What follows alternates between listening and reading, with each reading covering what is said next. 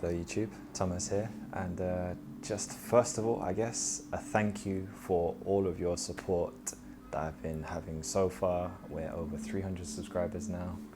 Thank you to everyone watching the videos and supporting the channel. So moving on now, research. This is something that I've been asked several times.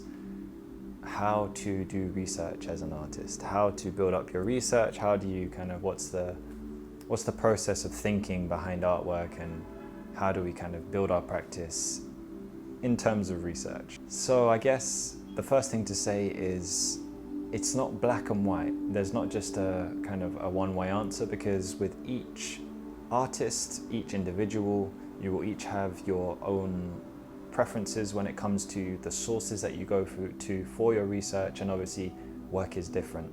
So I, as a painter, will go to specific sources and have specific influences for my work, which is obviously my research and my influences, but a sculptor or an installation artist may have the same or even different influences too, but then the way you go about making your work is also different. So for each individual it is different, but what I will give you is maybe a thinking process or some kind of structure that you can go about and take from this video that you can then personalize and apply to your own work. So for anyone not knowing what I guess this research is, to state the obvious, it's kind of, as an artist, as a practicing artist, you collect information to use to fuel and influence your work. That is essentially what, in my mind, artist research is anyways. So in a university degree, you will be encouraged to do something called a research file or a research journal. And I will speak about my own, and I also display my own in this video. So I happened to get quite a high grade for my research, but I know I could have done even better. If my work ethic was better in my third year, then I would have smashed everything.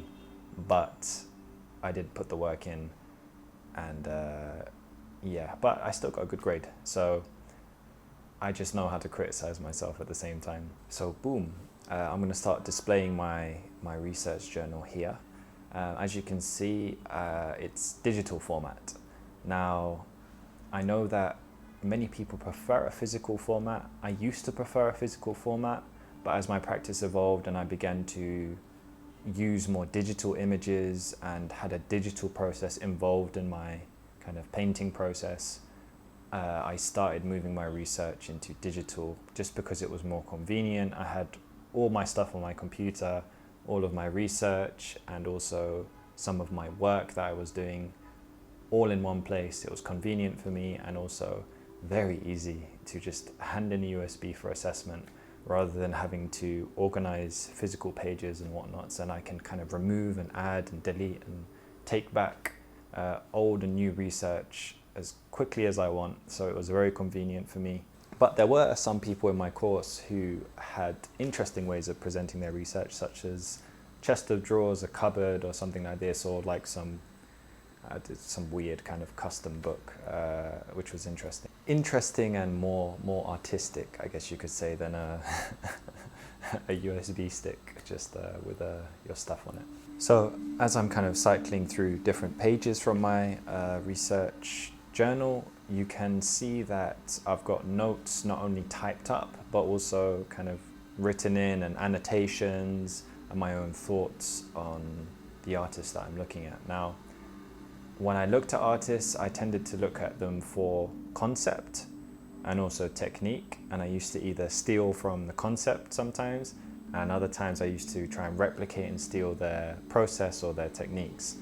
Now, if it was a really good artist, I'd steal from both.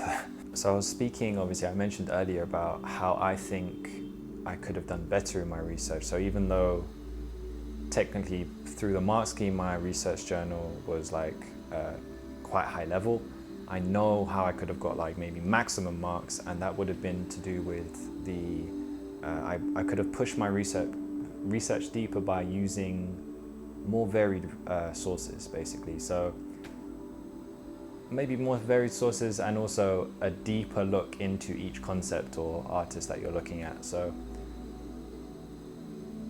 the sources that you use can vary from obviously like academic books, articles, obviously the internet, searching imagery, social media. All of these things are valid sources of information, but obviously the more you go into looking into different sources, sometimes you will get better information from one source than another. And you also have kind of, maybe you could put in more classical references from like academic books, and shows that you've really done your maybe research on the history of what you're looking at. So sometimes, yes, it does involve going into the library and doing some more difficult reading, but to have those references and to read those things maybe 10 or 15 times until you begin to understand a little bit, because obviously the language sometimes in these texts and books are quite difficult to get a grasp of until you actually begin to understand what the book is talking about. So don't feel intimidated, just kind of relax. You can still put the references. You can even say in your bloody research journal, yeah, I'm reading this, I understand some of it, the rest of it doesn't make sense to me. And then 2 months later, you're like, oh, I realize now. And then you update your journal and you're like, okay, now this all makes sense to me. This is kind of how my mind worked around things. So yeah, I could have gone deeper when it came to my research. I should have used the library more, because then when you use the library, you get your references, and then those references can then send you to other places, and before you know it, you've got this nice network of information that can get really deep depending on what you're looking at. So the question is, how do you even start a research journal? And I would argue, just start a collection. Now, this collection, literally, you go to a gallery, take some pictures, you've got those pictures. Put those pictures somewhere. Collect. Take the brochure from the gallery, take a picture of that if you're digital. Keep the physical thing if you like physical. Expose yourself to as much artwork and information on artwork in the art world as you can. Now, what you want to do is keep what you're interested in and what tends to influence you or help you think when it comes to your practice. So once you start collecting all of this stuff, you can then begin to organize it. And then, of course, when you're engaging with material, you should have some thoughts. Now, I'll give you some questions to ask when you're engaging with different materials and situations that can help you kind of get your thoughts down, because once you start putting your thoughts down, you will become better at doing it the more you do it. So some basic questions just to get your, your writing down would be, what is it about the artwork that you're interested in? Is it the artwork itself, the composition, the color, the texture? Or is the artist more interesting than the artwork? Is it the concept? Is it the experience? Obviously, experiencing a painting is different to experiencing an installation. So you want to kind of think about maybe the physical aspects of the work, think about the conceptual aspects. You can think about all these different things and just write simple bullet points on what you feel about that experience that you had. And then from that, you can stem into other, tangents and whatever, go and research other stuff that come from your brain writing that stuff. You get what I'm saying. Another interesting thing is you can also make it personal. So literally, if you're like, you see a blue abstract painting and you're like, this reminded me of the time I went to Portugal with my mum. Like, write that. It might be relevant to your practice or something like this, and it might not be. And you might choose to put it in or take it out when it comes to whether it be assessment, if you're a student, or not when it's just your personal stuff. It's just nice to have this organization of your thoughts that you had at that specific moment in time. So you can also make drawings, you can rearrange things, you can cut them up, just take from what you're experiencing, whether that be like copying them, copying other artists and whatnot, so taking aspects of their work and show like what you're taking from them, because then you know kind of what you're interested in or what you're trying to take from them, and then that can evolve into something that will influence your own work. And then particularly during in the university environment, when you can show what you've taken from an artist, and kind of processed in your own way into your own work, this is exactly what the universities want to see. One thing I will say is I think I really do not enjoy myself, and I do not think it is practical to have a huge mess. Organization is extremely important when it comes to not only your practice but your research as well.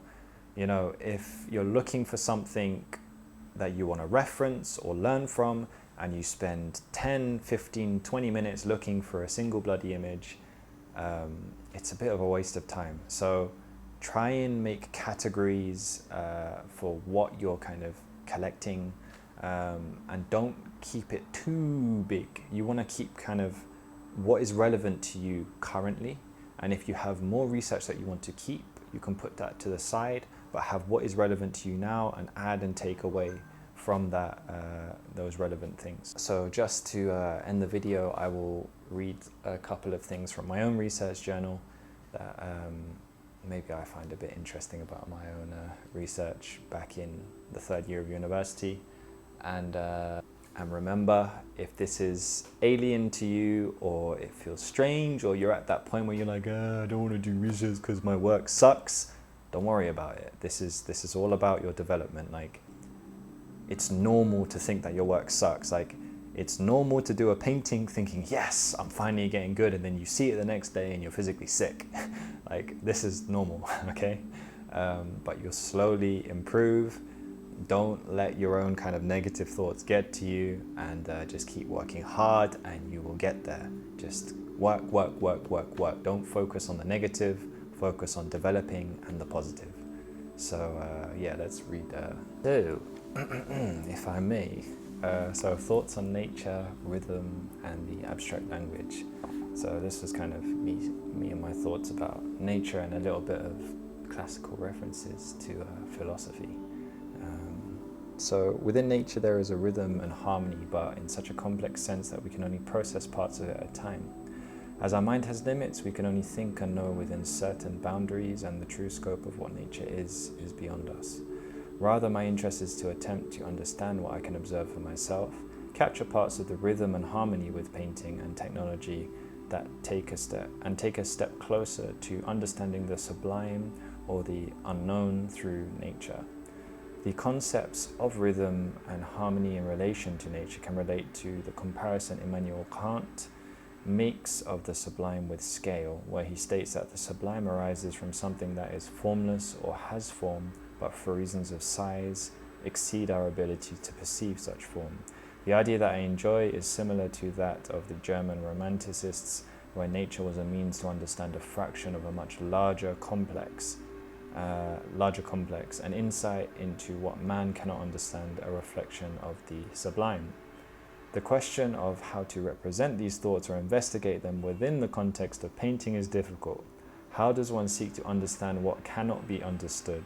Currently, in the month of November, my work is rather instinctive, and I'm using a mix of digital manipulation and oil paint to make work. As I make more work, I appear to be developing an abstract language that originates from my ideas, followed by the manipulation of images in the digital realm and then translated into oil paintings.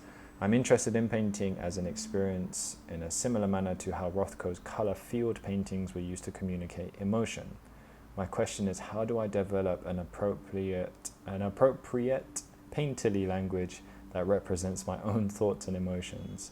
And then I wrote, think about scale, completely abstract versus figurative, color, minimal versus busy. And this idea of the abstract versus the figurative is something that I am still deeply interested in right now in my current work, and I still explore this. So thank you for watching. I hope this has given you more of an insight into how to do research and achieve kind of a high level of research in your degree course or outside of your degree course. And please post any questions in the comments below. I have so many more video plans, so I'm gonna just keep pumping out content, and thank you for watching. I genuinely appreciate all your support.